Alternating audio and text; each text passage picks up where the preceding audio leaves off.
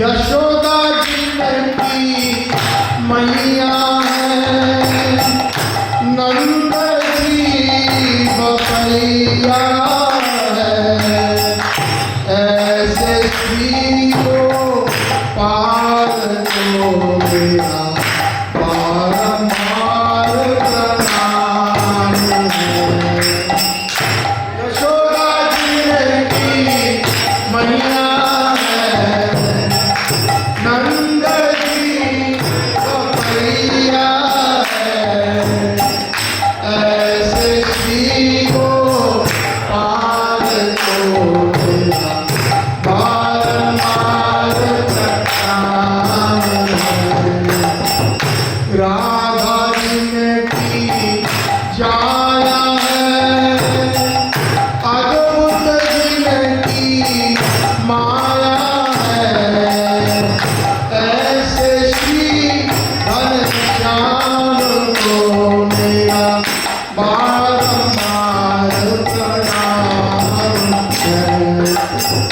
राधा जिनकी जाया है, अद्भुत जिनकी माया है, ऐसे श्री घनश्याम को मेरा बारंबार प्रणाम है।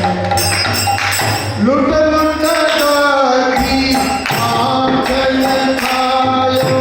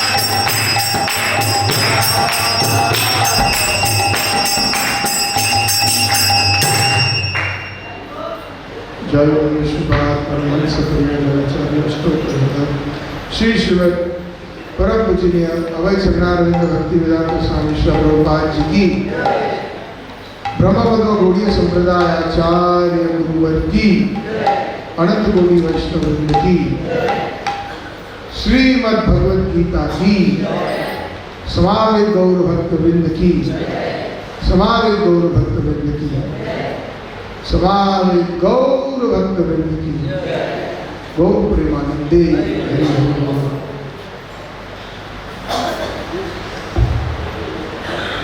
हरे कृष्ण।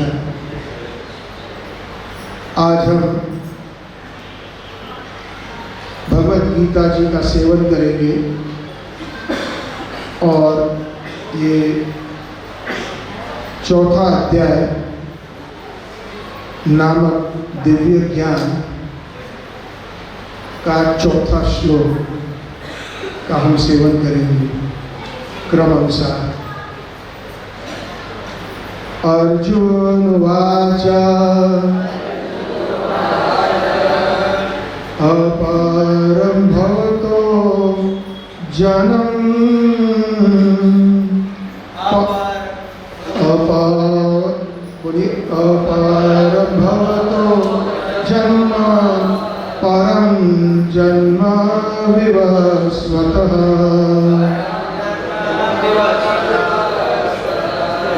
कथमितद्विजानीयाम्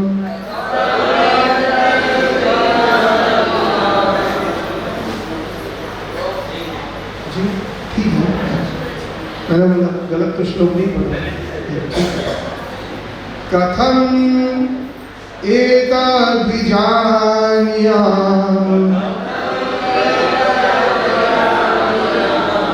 त्वमादौ प्रोक्तवानिति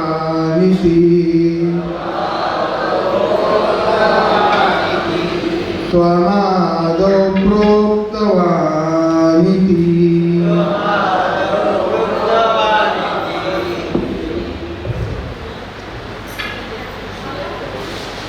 अर्जुन वाच बोली, अर्जुन ने कहा अपरम अवर्चिन कनिष्ठ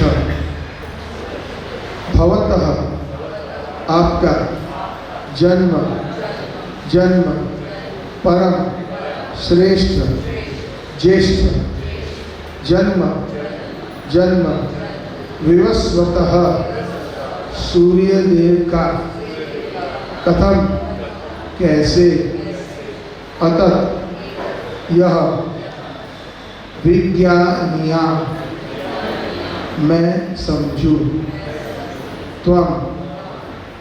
तुमने आदो प्रारंभ से प्रोक्तवान उपदेश दिया इति इस प्रकार।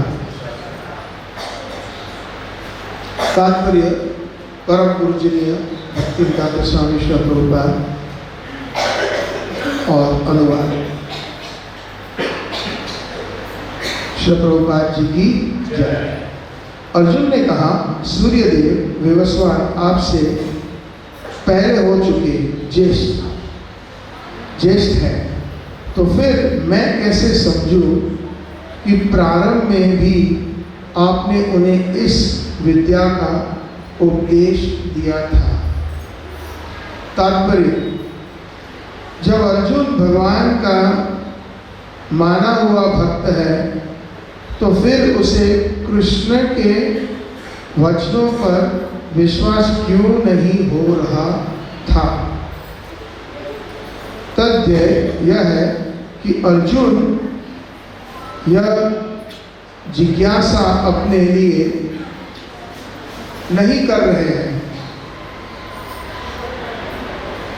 अपितु यह जिज्ञासा उन सबों के लिए है जो भगवान में विश्वास नहीं करते, अथवा उन असुरों के लिए है जिन्हें यह विचार पसंद नहीं है कि कृष्ण को भगवान माना जाए। उनके लिए अर्जुन यह बात इस तरह पूछ रहा है मानो वह स्वयं भगवान या कृष्ण से अवगत ना हो। जैसे कि 10वें अध्याय में स्पष्ट हो जाएगा।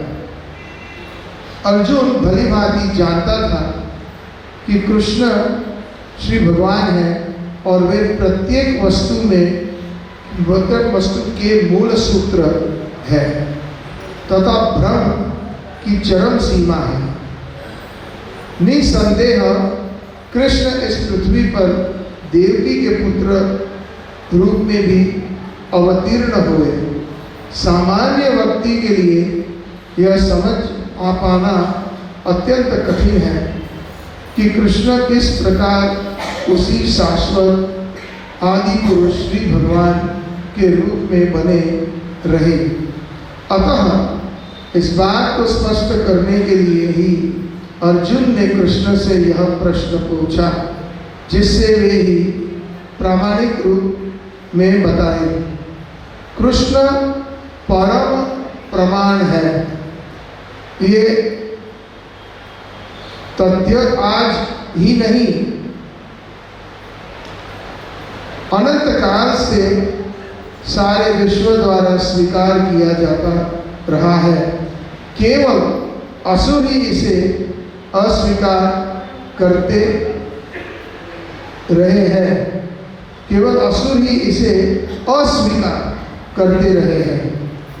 जो भी हो, चूंकि कृष्ण सर्व स्वीकृत परम प्रमाण है, अतः अर्जुन उन्हीं से प्रश्न करता है जिससे कृष्ण स्वयं बताएं और असुर तथा उनके अनुयायी जिस भांति अपने लिए तोड़ मरोड़ करके उन्हें प्रस्तुत करते रहे हैं उसमें बचा जा सके। यह प्रत्येक व्यक्ति के लिए आवश्यक है कि अपने कल्याण के लिए वह कृष्ण विद्या को जाने। अतः जब कृष्ण स्वयं अपने विषय में बोल रहे हैं तो यह सारे विश्व के लिए शुभ है। कृष्ण द्वारा की गई ऐसी व्याख्याएं असुरों के लिए भले ही विचित्र लगे क्योंकि वे अपने ही दृष्टिकोण से कृष्ण का अध्ययन करते हैं, किंतु जो भक्त हैं वे साक्षात कृष्ण द्वारा उच्चरित वचनों का हृदय में स्वागत करते हैं। भक्तगण कृष्ण के ऐसे प्रमाणिक वचनों की सदा पूजा करेंगे क्योंकि वे लोग उनके विषय में अधिक जानने में के लिए उत्सुक रहते हैं। इस तरह नास्तिक गण जो कृष्ण को सामान्य व्यक्ति मानते हैं वे भी कृष्ण को अति मानव सच्चिदानंद विग्रह दिव्य त्रिगुणातीत तथा दिक्काल के प्रभाव से पर समझ सकेंगे। अर्जुन की कोटि के श्री कृष्ण भक्त को भी श्री कृष्ण के दिव्य स्वरूप के विषय में कोई भ्रम नहीं हो सकता। अर्जुन द्वारा भगवान ने समक्ष ऐसे प्रश्न उपस्थित करने का उद्देश्य उन व्यक्तियों को नास्तिक आदि वाली प्रवृत्ति को चुनौती देना था जो कृष्ण को भौतिक प्रकृति के गुणों के अधीन एक सामान्य व्यक्ति मानता है। अनुवाद और एक बार पढ़ लेते हैं। अर्जुन ने कहा, सूर्यदेव विवस्वान आपसे पहले हो चुके ज्येष्ठ हैं, तो फिर मैं कैसे समझूं कि प्रारंभ में भी आपने उन्हें इस विद्या का उपदेश दिया था। ओम ज्ञानतिमिरान्धस्य ज्ञानाञ्जनशलाकया चक्षुरुन्मिलितं येन तस्मै श्रीगुरवे नमः। श्रीचैतन्यमनोभीष्टं स्थापितं येन भूतले स्वयं रूप कदा मह्यं ददाति स्वपदान्तिकं। वन्देऽहं श्रीगुरोः श्रीयुतपदकमलं श्रीगुरो वैष्णवांश्च श्रीरूपं साग्रजातं सहगणरघुनाथान्वितं तं सजीवं साद्वैतं सावधूतं परिजनसहितं श्रीकृष्णचैतन्यदेवं श्रीराधा कृष्णपादां सहललिता श्रीविशाखान्वितांश्च। जयतां सुरतोपंगो मम मंदमते गति मत्सर्वस्व पादाम्बोध राधामदन मोहन। दिव्यवृन्दारण्य कल्पद्रुमा श्रीमद्रत्नांगन सिंहासनस्थो श्रीश्रीलराधा गोविंद देवो इष्टदेवी सेव्यमान स्मरामि। श्रीमानिरासरसारम्भी वंशीवटस्थितः कर्षणे स्वनेर्विणोगोपी श्रीगोपीनाथाय श्रेयस्तु नः। आराध्य भगवान् व्रजेशतनयस्तद्धाम वृन्दावनम् रम्या काचिदुपासना ब्रजवधवर्गेण तया कल्पिता। श्रीमद्भागवत पुराणमलं प्रेम पुमार्थो महान् श्रीचैतन्य महाप्रभो मतैदं नायत्रयाग्रपरः। नवनीरदनिन्दित कान्तिधरं रससागरनागर भूपवरं शुभवङ्किमचारु शिखण्डशिखिं भज कृष्णनिधिं व्रजराजसुतं व्रज कृष्णनिधिं व्रजराजसुतं। राधिका सरोदयी निन्दिमुख मण्डली वन्दे श्रीपादपद्म वृषभानुनन्दिनी वन्दे श्रीपादपद्म वृषभानुनन्दिनी। जय राधे जय कृष्ण जय वृंदावन श्री गोविंद गोपीनाथ मदन मोहन। श्याम कुंड राधा कुंड गिरि गोवर्धन कालिंदी जमुना जय जय महावन।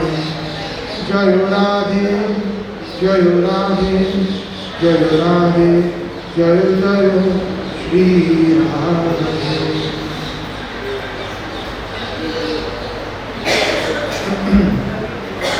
हरे कृष्णा।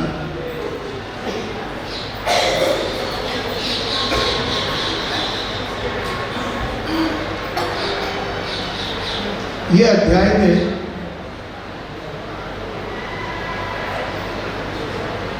भगवान कृष्ण ये स्थापित कर रहे हैं कि वो स्वयं कौन है और उनकी कुछ दिव्य प्रवृत्तियां का वर्णन किया है। जैसे कि उन्होंने अर्जुन से कहा पहले 3 श्लोक संक्षेप में कि मैं ये भगवत गीता पहली बार नहीं बोल रहा हूं। भगवत गीता भागवत नित्य है,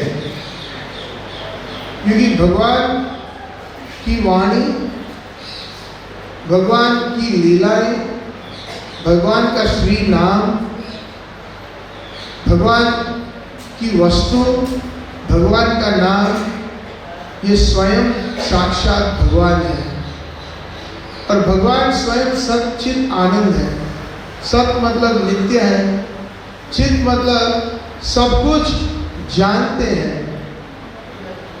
और ये आनंद का सागर है। आनंद उन्हीं से उत्पन्न होता है। तो सत चित आनंद, तो इन सब लीलाओं में या वाणी में कोई अंतर नहीं है और वो नित्य है। ऐसा नहीं है कि 5000 साल पहले महाभारत की रचना के समय भगवत गीता जो महाभारत में व्यासदेव जी ने उसका एक भाग बनाया है, वो 5000 साल पहले रचा है। भगवत गीता नित्य है, भागवत भी नित्य है। अब सब वरिष्ठ भक्तजन जानते होंगे कि श्रीमद् भागवत वो साक्षात गोलोक से आया है, और नारद जी के हृदय में श्री व्यासदेव को उन्होंने अपने हृदय से उनको वो एक शिष्य को दिया ये ज्ञान। जैसे ब्रह्मा जी को भगवान कृष्ण ने सृष्टि का और दिव्य ज्ञान प्रदान किया था। तेने ब्रह्म हृदय आदि कवये, श्रीमद् भागवतम के पहले जो पहला श्लोक है उसमें।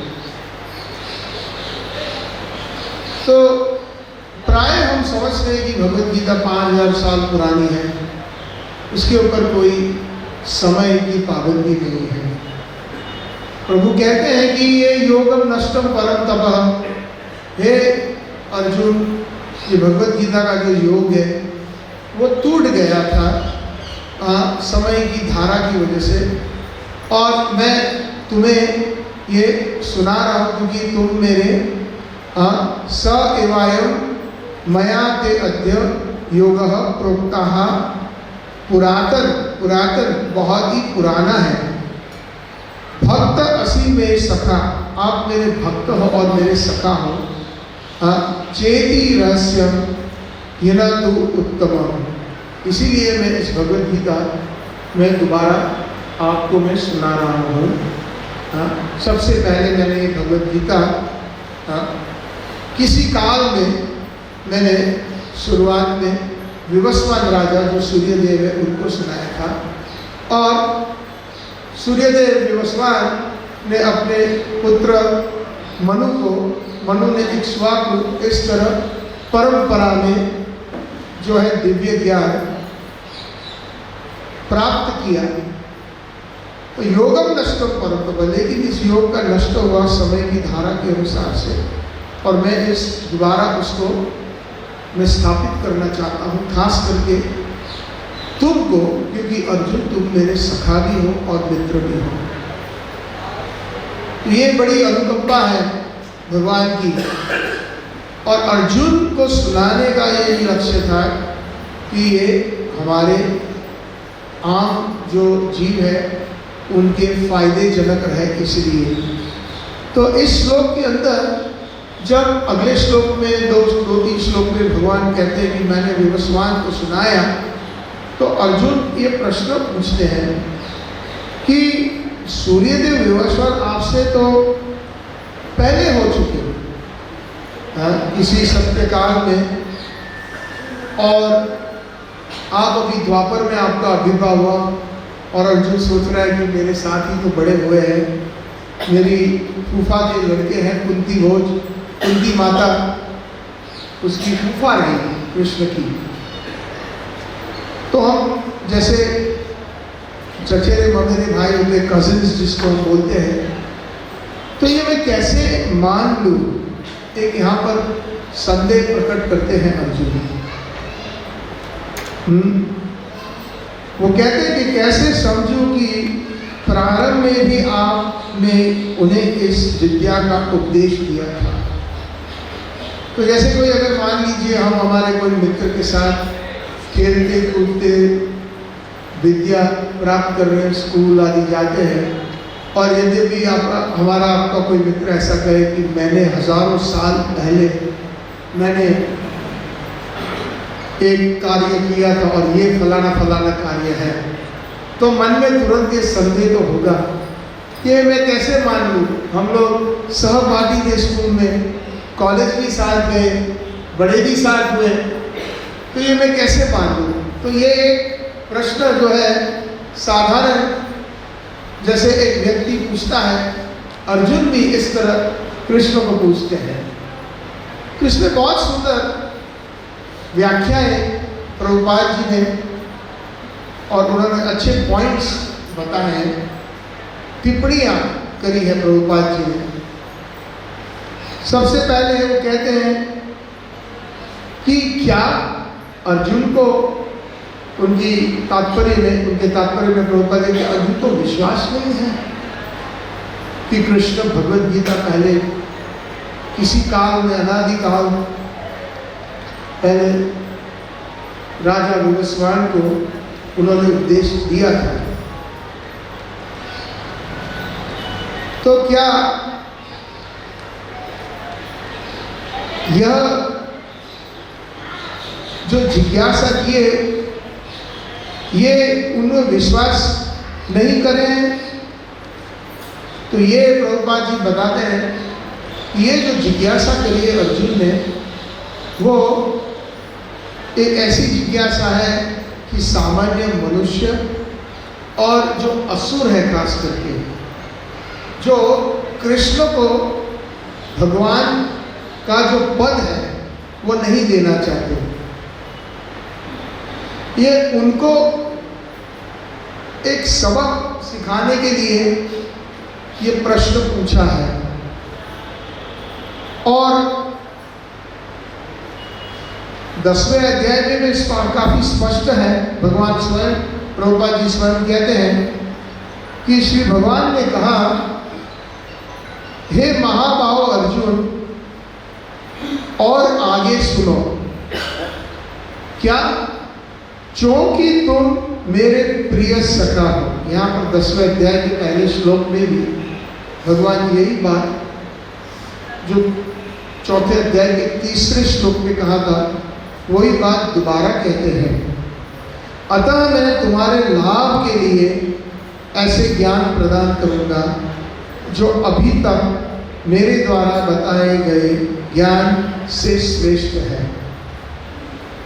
भगवान अर्जुन को ये भी कहते हैं, ना तो देवतागण मेरी उत्पत्ति या ऐश्वर्य को जानते हैं। श्रीमद् भागवतम में पहले श्लोक में भी व्यासदेव जब व्याख्या करते हैं, ओम जन्मादियस्य यतोऽन्वयात् इतरतश्च अर्थेष्व अभिज्ञस्वरात् तेने ब्रह्म हृदयादि कवये मोह्यन्ति यत् सूरया।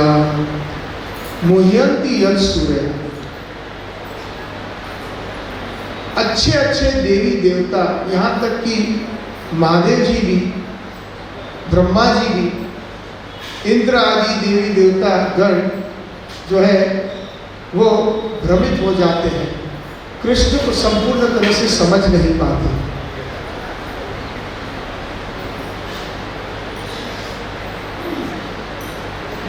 क्योंकि भगवान श्री कृष्ण को समझना सिर्फ शुद्ध भक्त होता है, उसको वो संपूर्ण तरीके से समझ पाता है।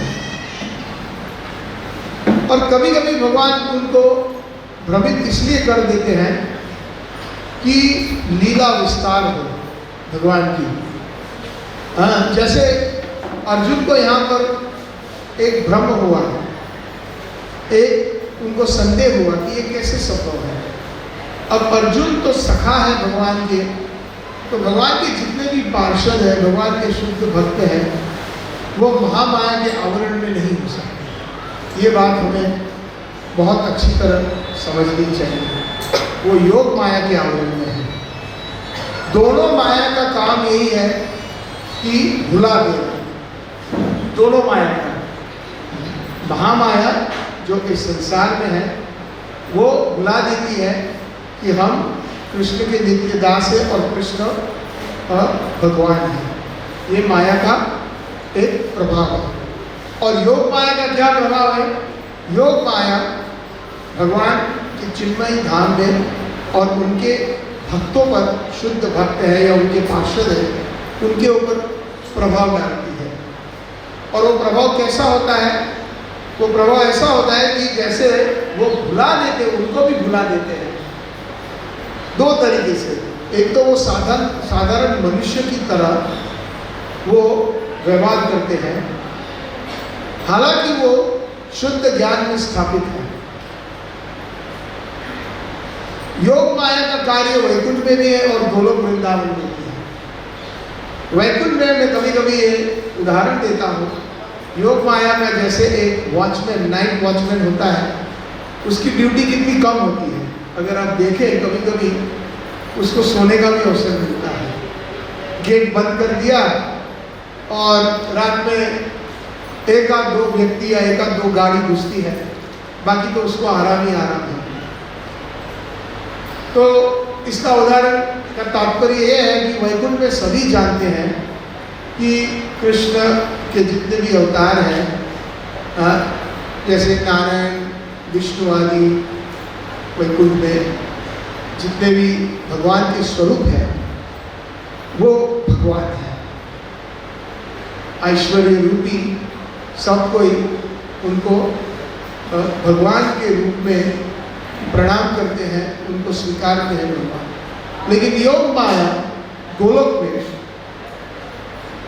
2400 घंटे एक एक सेकंड के लिए वो बिजी है।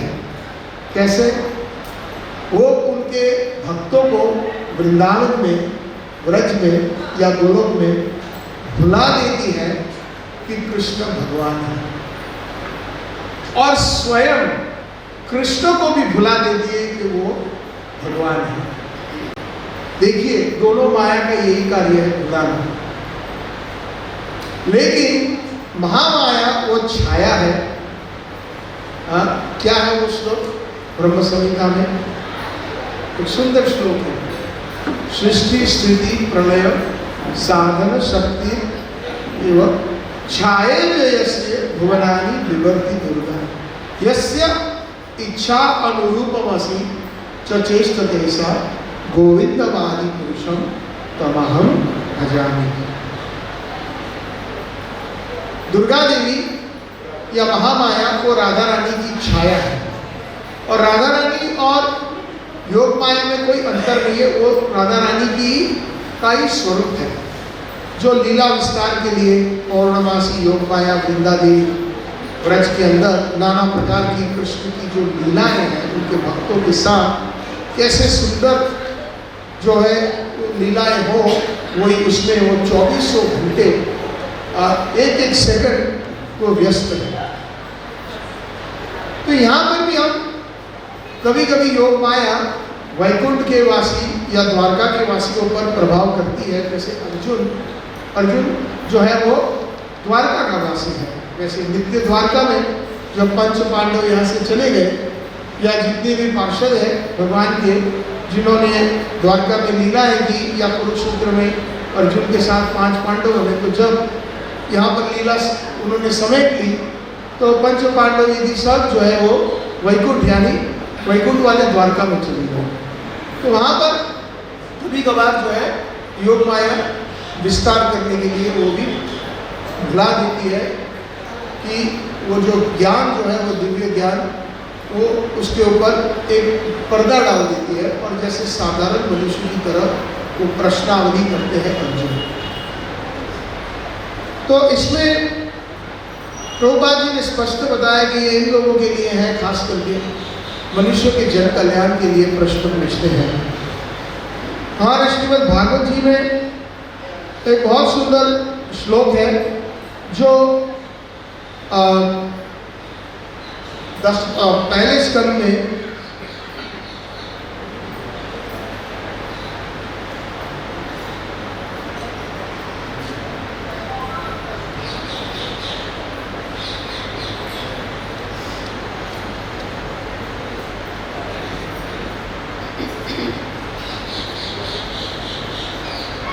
पहले स्कंद दूसरे अध्याय 5वां श्लोक। मुनय साधु पृष्ठो अहम भवातिर लोक मंगलम। बहुत सुंदर यहाँ पर बताते हैं व्यासदेव की लोक मंगलम। इस शब्द के ऊपर हमें थोड़ा ध्यान देना चाहिए। यह कृतः कृष्ण संप्रश्नो, सम्यक प्रश्नो, यानी इतने अच्छे प्रश्न ये ना आत्मा सुप्रसिद्धि। अर्थात मुनय साधु, हे साधु, जैसे सुत गोस्वामी को नैमिषारण्य में उनको प्रश्न पूछे, सुत गोस्वामी को निमित्त बनाए और उन्होंने कहा कि आप लोगों ने जो प्रश्न पूछे हैं ये श्रेष्ठ प्रश्न है बहुत, क्योंकि ये कृष्ण के संबंध में है। जो भी प्रश्न है वो कृष्ण के संबंध में है और लोक ही शब्द का प्रयोग किया है, लोक मंगलम के लिए है, जिससे आत्मा को जो है आप सेना आत्मा प्रसिद्ध थी, जिससे आत्मा को संतुष्टि मिलती है। तो प्रश्न ऐसे पूछने चाहिए। कभी कभार हमने देखा है प्रायः कि भगवान स्वयं भक्तों को प्रश्न पूछते हैं शिष्य बनकर के। एक ऐसी लीला भी है, आप जानते होंगे कि महाप्रभु, चैतन्य महाप्रभु अनेकों भक्तों से प्रश्न पूछते थे कि ये बताइए। जैसे रघुपति उपाध्याय उनसे पूछते थे कि अच्छा कोई श्लोक सुना लीजिए और उसका विस्तार कीजिए। स्वयं नंद नंदन वृषभानु नंदिनी के भाव में आए महाप्रभु पूछते हैं।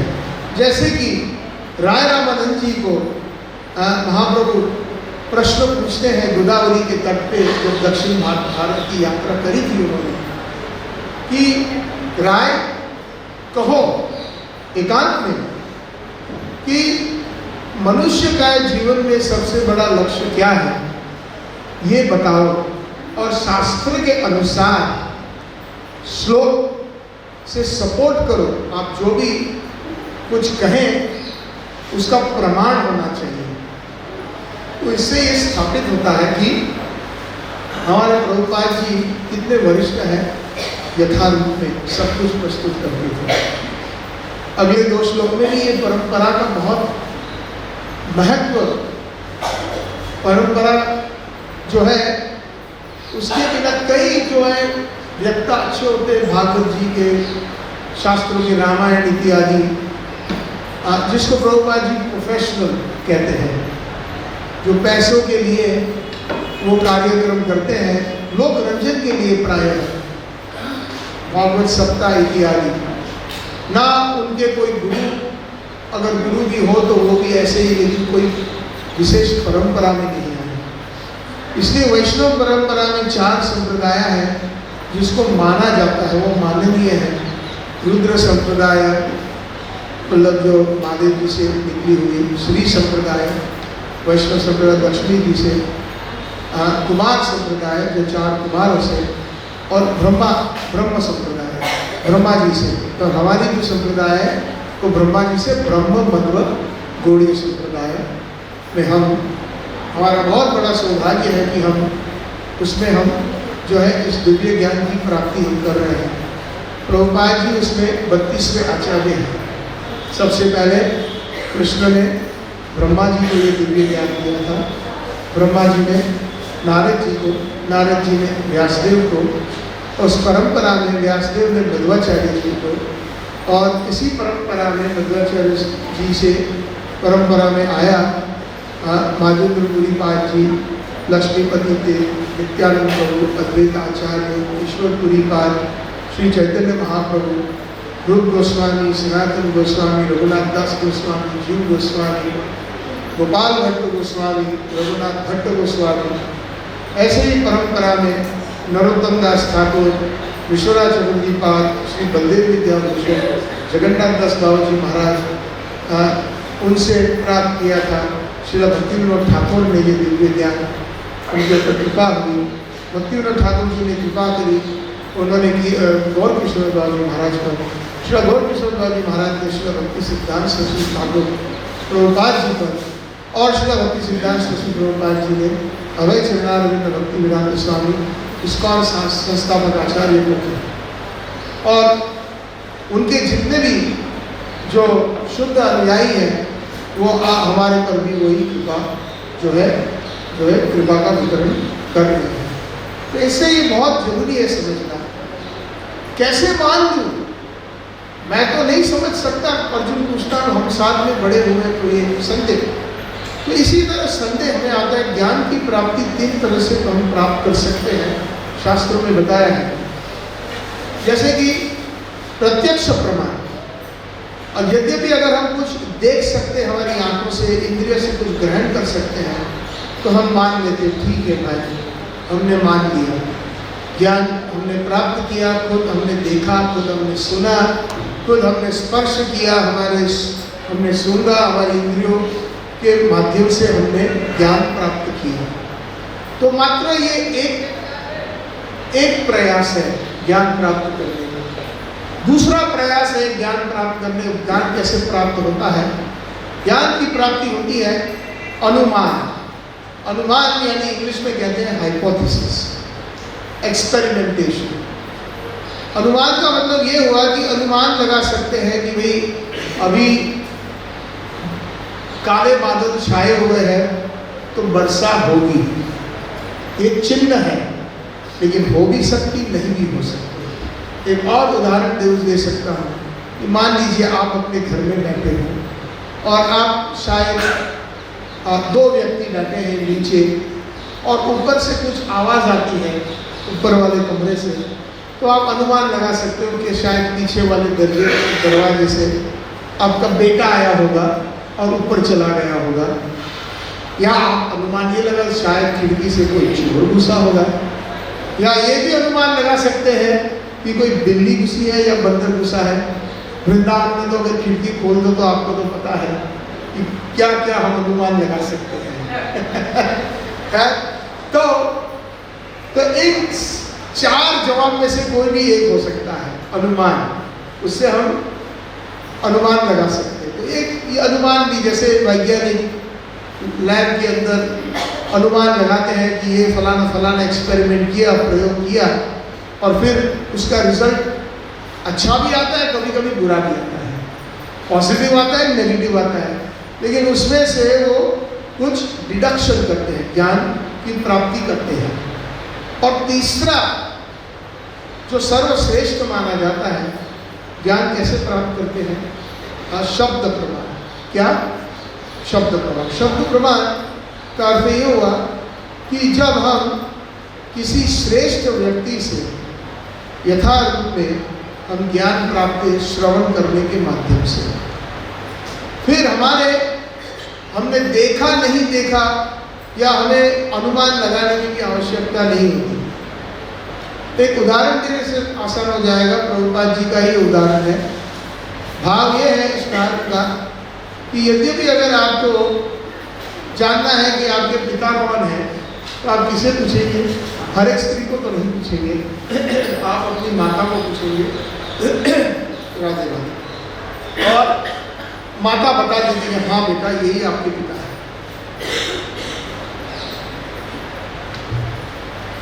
हरे कृष्ण। तो जैसे मैं अपना एक छोटा सा अनुभव बताता हूँ। बचपन में हमें अभी भी याद है, दिवाली के दिन या जन्म दिवस पर हमारे भाई और मैं भी प्रणाम करते थे।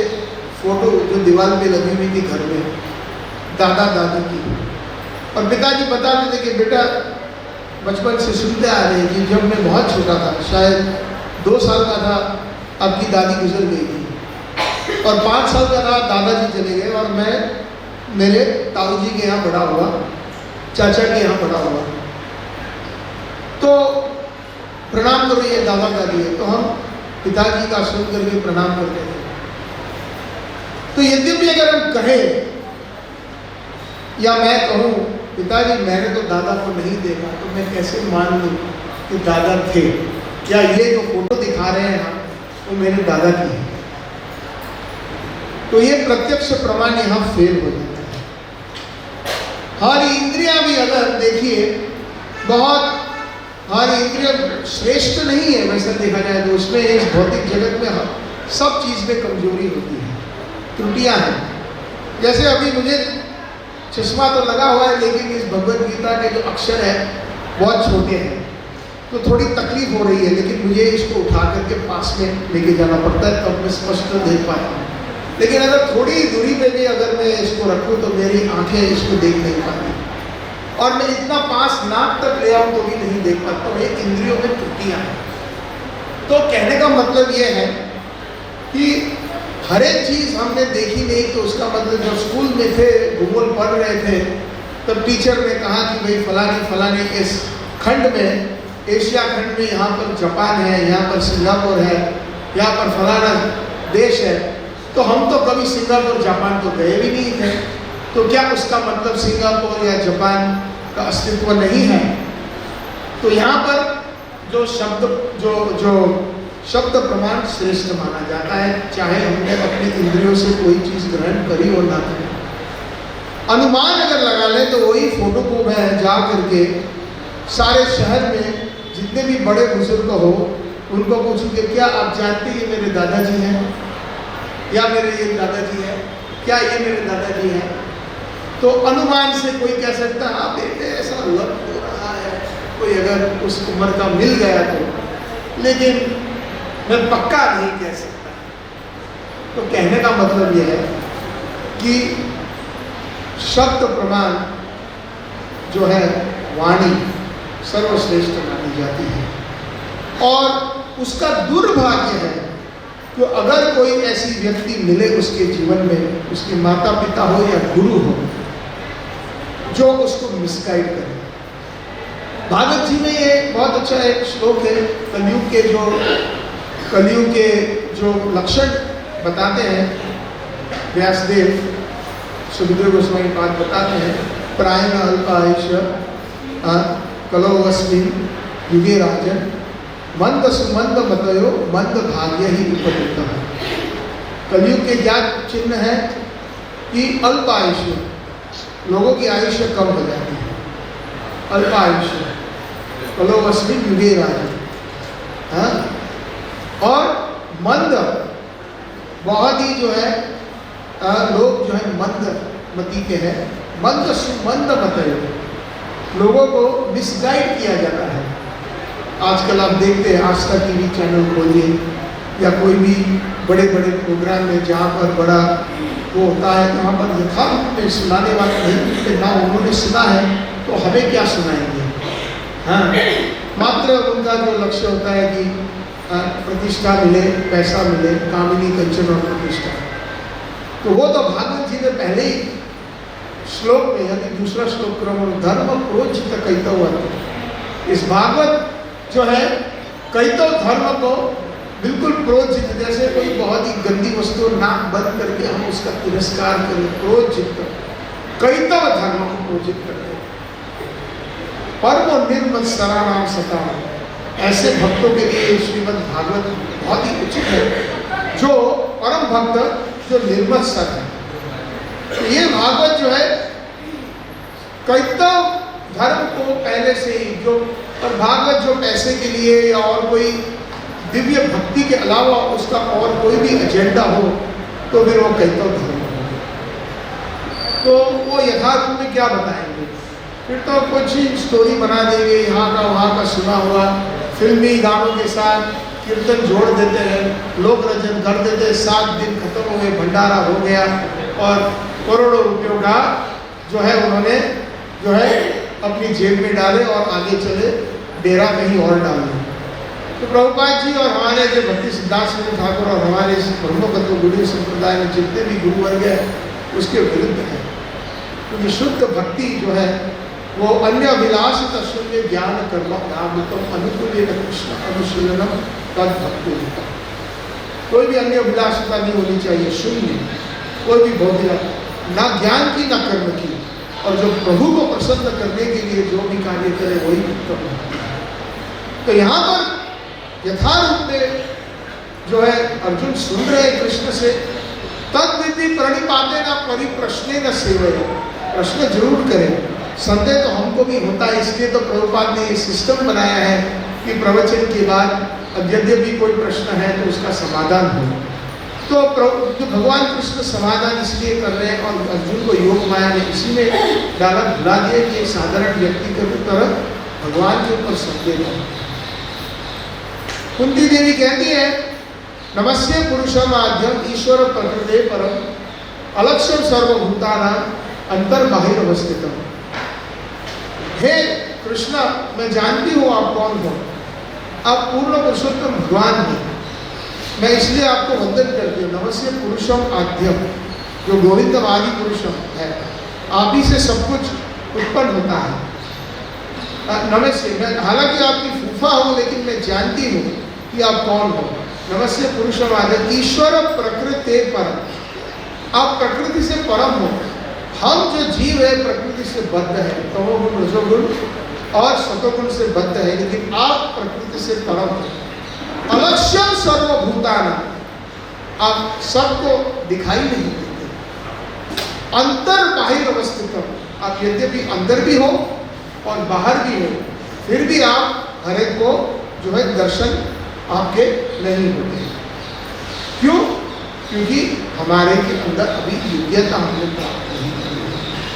तो इसी तरह इस अध्याय में अर्जुन प्रश्न पूछते हैं हमारे लोक मंगल के लिए, जिससे हमारा संदेह दूर हो। हरे कृष्ण। बोलो श्रीमद् भगवद गीता की ओम प्रेमानंदे। दो रह गए हैं। हरे कृष्ण। किसी को अगर प्रश्न है या मेरी त्रुटि हुई क्षमा कर देना, कुछ कहना हो तो कह सकते हैं।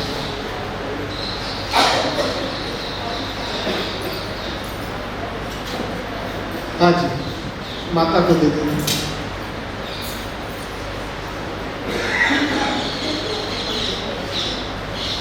हरे कृष्ण प्रभु जी, हम तो थोड़ा लेट आए थे अभी, तो टॉपिक से रिलेटेड नहीं है मेरा प्रश्न, थोड़ा सा अलग है। मैं समझा नहीं, दोबारा बोलिए, ऊंचा बोलिए, थोड़ा माइक पास में बोलिए।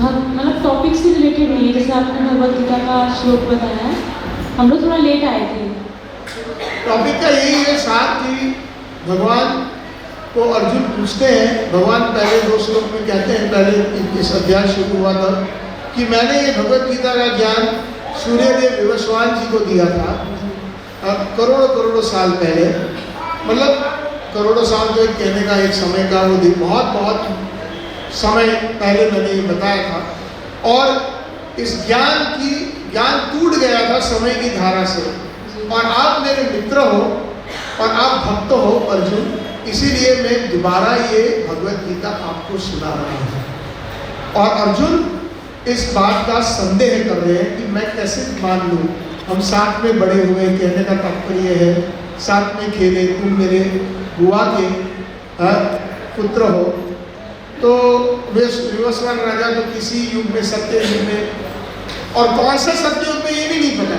कहते हैं कि बहुत हर एक सत्य युग में, मतलब जैसे ही सृष्टि होती है तो दोबारा जो है मनवंतर और दोबारा जो विवस्वान इत्यादि देवी देवता है उनका निर्माण होता है। तो किसी विवस्वान को उन्होंने भगवद गीता सुनाई दी, और मैं कैसे विश्वास करूँ, आप कह रहे हो। तो ये विश्वास की बात उन्होंने छेड़ी है, लेकिन प्रभुपाद जी कहते हैं कि अर्जुन इतना अबोध नहीं है, वो जानबूझ के पूछ रहे हैं क्योंकि बहुत सारे असुर हैं जो भगवान कृष्ण को भगवान मानने के लिए तैयार नहीं है, और जो नास्तिक है उनके मन में भी ये प्रश्न आता है कि ये सब भगवद गीता, ये सब भगवान क्या है।